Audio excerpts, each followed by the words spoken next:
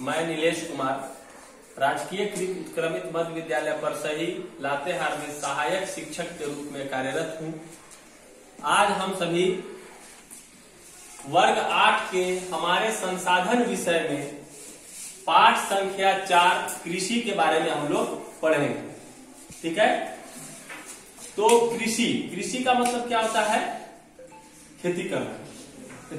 जानते हो सभी के माता पिता यहाँ पर कृषि का किसी न किसी कार्य से जुड़े ही होंगे। तो कृषि अंग्रेजी के एग्रीकल्चर का पर्यायवाची है। ठीक है, जैसे एग्रीकल्चर, तो एग्रीकल्चर में यहाँ आ गया एजर का अर्थ है भूमि या खेत, और कल्चर का अर्थ होता है जुताई करना। कल्चर का क्या अर्थ हो गया? जुताई करना। इस प्रकार उसी जमीन के टुकड़े पर कार्य कर कुछ उपजाना ही कृषि कहलाता है। ठीक है, जो जमीन का जो टुकड़ा है उसी पे हम लोग कुछ कार्य करके कुछ उपजाएंगे, उसको क्या कहेंगे? कृषि कहेंगे। जैसे झारखंड का 37.30% भूमि ही कृषि के योग्य है। मतलब 100% में 37.30% ही भूमि जो है कृषि के योग्य है। इसका कारण क्या है? सबसे इतना कम क्यों कृषि होता है? इसका कारण है राज्य के अधिकांश भूभाग का जंगली और पठारी होना। क्या होना? ज्यादातर क्षेत्र हमारे झारखंड में क्या है कि जंगल से घिरा हुआ है। तो जंगल में खेती होगा? नहीं हो पाएगा। पठार मतलब पठार है, वो चट्टान है, उसमें कृषि हो पाएगा? नहीं हो पाएगा। तो झारखंड का जो है 37.30% भूमि जो है तो सिर्फ कृषि के योग्य है। अब देखो आगे क्या है? कृषि तंत्र। कृषि कार्य भी एक तंत्र की तरह कार्य करता है, जिसमें क्या है? निवेश, संक्रियाएं एवं निर्गत मतलब उत्पादन शामिल है। अब हम एक कृषि तंत्र को एक चार्ट के माध्यम से यहाँ बता दिए हैं कि निवेश कैसे होता है, प्रक्रम क्या है और उत्पादन क्या है, निर्गत क्या है। तो आते हैं, पहले है निवेश। निवेश मतलब होता है उसमें कुछ अपना श्रम लगाना, उसमें कुछ लगाना।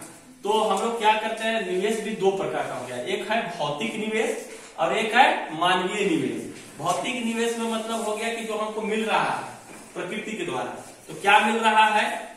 भौतिक निवेश में सूर्य का प्रकाश। तो कृषि करने के लिए सूर्य की प्रकाश की जरूरत है। अगर सूर्य का प्रकाश नहीं होगा तो होगा कृषि?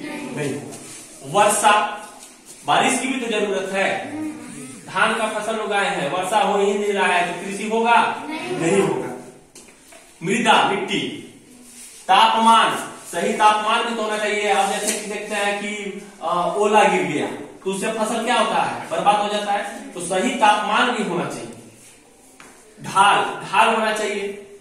और निवेश में दूसरा है मानवीय निवेश, जो कि मनुष्य अपने ओर से लगाता है। तो क्या है? वो बीज खरीदता है। कृषि करने के लिए हमको बीज की जरूरत है। बीज हम लोग खरीदते हैं, निवेश करते हैं, उसमें पैसा खर्च करते हैं। रसायन, खाद, उर्वरक की भी जरूरत है। मशीनरी, हमको खेत को जुताई करने के लिए हमको मशीनरी की जरूरत है। हम लोग ट्रैक्टर से जुताई करते हैं या कटाई करवाते हैं, या फिर हम लोग हल बैल से करते हैं, तो मशीनरी उसमें लगा ना। श्रम मतलब अपना हो गया कि हम श्रम कर रहे हैं, हम अपना कुछ शरीर में से अपना ऊर्जा खपत कर रहे हैं, श्रम कर रहे हैं, काम कर रहे हैं। फिर अब भंडारण, ये हमारा हो गया निवेश में से भौतिक निवेश और मानवीय निवेश। कृषि तंत्र है यह सब। अब दूसरा आता है प्रक्रम। प्रक्रम में क्या क्या है कि हम उसको कैसे उपजाएंगे, प्रक्रम कैसे करेंगे उसका। तो सबसे पहले कृषि का हम लोग उत्पादन करने के लिए हम लोग क्या करते हैं? खेत में जुताई करते हैं। क्या करते हैं? जुताई। पहले खेत की जुताई कर लिए। जब जुताई हो गया उसके बाद हम लोग खेत में क्या करते हैं? बुआई। हम लोग उसमें फिर लगाते हैं ना, बोते हैं। फिर तीसरा है निराई, मतलब जो उसमें अवांछनीय जो हमारा अति उग गया है, घास वगैरह उग गया है, जो फसल को नुकसान पहुंचा रहा है, तो उसको हम लोग घास को क्या करेंगे? हटाएंगे उसमें से, उसको बोलते हैं निराई। फिर है सिंचाई, उसमें हम लोग को अगर पानी की जरूरत है तो हम लोग उसको पानी पटाएंगे। ठीक है, उसके आगे है जब वो पानी वगैरह पड़ गया तो सबसे आखिरी होता है उसमें कटाई। उसके बाद जब फसल तैयार हो गया तो उसको हम लोग क्या करेंगे? फिर कटाई करेंगे। तो यह प्रक्रम हो गया, कृषि तंत्र का यह प्रक्रम हो गया। अब तीसरा है, जब कटाई हो गया तो कटाई के बाद हमको क्या मिलेगा? फसल मिलेगा। तो हम कहाँ से शुरू किए थे और हमको कहाँ जाना पड़ा? तब पहले हम निवेश किए उसमें, फिर प्रक्रम गए, उसके बाद हमको जाकर फसल मिला ना। तो यह था कृषि। ठीक है, तो आज हम लोग हमारे संसाधन पाठ में कृषि के विषय में पढ़े। ठीक है, बस यही पे आज इस पाठ को हम लोग खत्म करते हैं।